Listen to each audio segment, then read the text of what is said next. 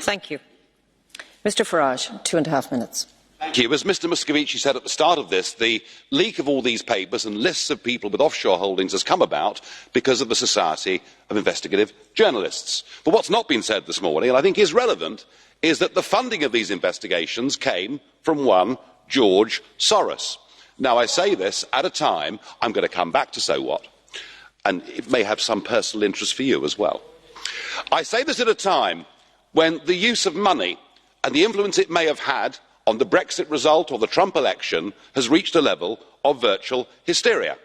Just last week, the Electoral Commission in the UK launched an investigation to find out whether the Leave campaign took offshore money or Russian money. This came about as a result of questions asked in the House of Commons by one Ben Bradshaw, somebody linked to an organisation called Open Society. I just wonder, when we're talking about offshore money, when we're talking about political subversion, when we're talking about collusion, I wonder whether we're looking in the wrong place. And I say that because George Soros recently gave Open Society, his organisation, which of course campaigns for free movement of peoples and supports supranational structures like the European Union, he recently gave it $18 billion. And his influence here and in Brussels is truly extraordinary. Open Society boast that they had 42 meetings last year with the European Commission.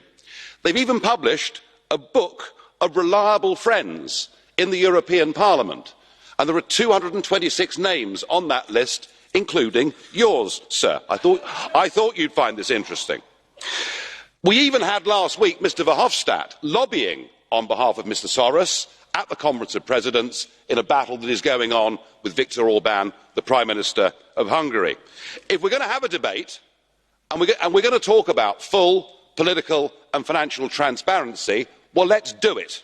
So I should be writing today to all 226 of you, asking some pretty fair questions. Have you ever received funds, directly or indirectly, from Open Society? How many of their events have you attended?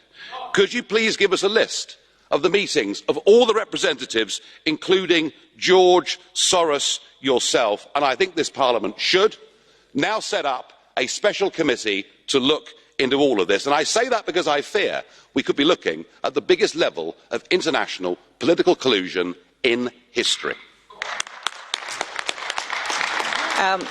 Mr Farage, there's a question from Madam Regner.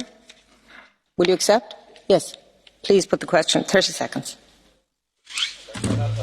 Thank you.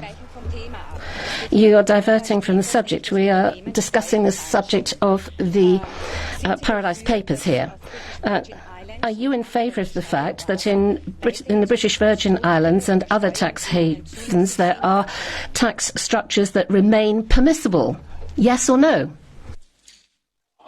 If you're going to completely ban people from putting money, which in many cases could be utterly legitimate investments, be it in the British Virgin Islands or the Bahamas or anywhere else, if you're going to do that, then please be consistent. Make sure that you ban the sale of duty-free cigarettes. Make sure that you stop anyone using their personal allowances to avoid tax when it comes to investments. Oh, and by the way, while you're at it, what about the 25,000 people that work for the European Commission and the European Parliament who pay a maximum tax rate of 16%? Thank you, Mr Time Farage. to put your own house in order. We now move to our next speaker on the list.